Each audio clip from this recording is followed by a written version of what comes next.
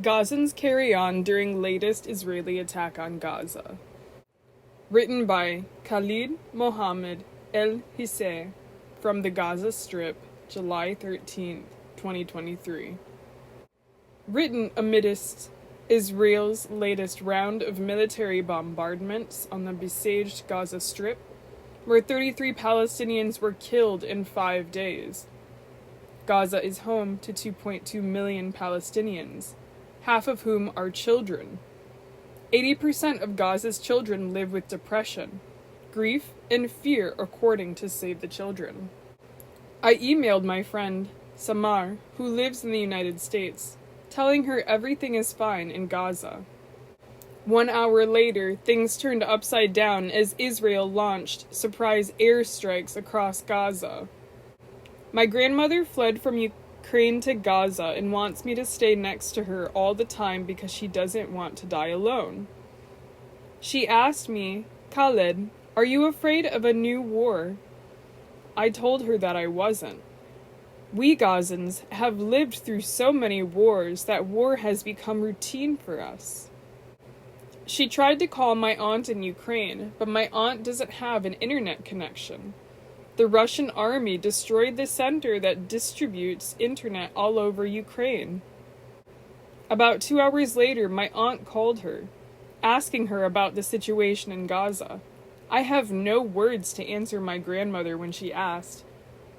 Wars are in every home in Ukraine and in Palestine. Where should I escape now? I wondered how other Ukrainians now living in Gaza cope with our abnormal living conditions. My mother's friend Lena is a Ukrainian doctor who works at Al-Karama Hospital in Gaza. When I talked to her about this, I was shocked by her answer. Nothing unusual.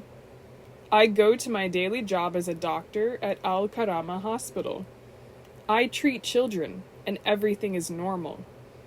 I know that I should not normalize war, but what do you expect from a person who has survived more than 4 wars?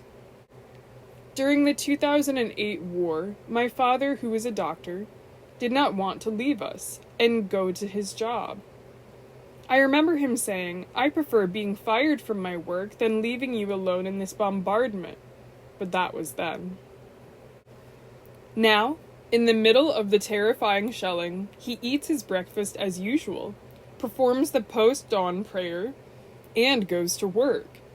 He shows no interest in the destination of rockets flying overhead or which areas are being bombed. He even calls me to meet him at the shopping center so I can help him carry groceries home. During the Israeli assaults in 2008, 2012, and 2014, he was not nearly as relaxed. I took my grandmother to buy supplies from the center. Although I was expecting to find everything closed, to my surprise, shops were open for business and people were sitting in cafes and chatting about what to expect that night. My 7-year-old younger sister, Zamzam, was supposed to go on a school trip yesterday. She was excited about it and went shopping for some candy to treat her school friends. But the trip got canceled, as did our university festival.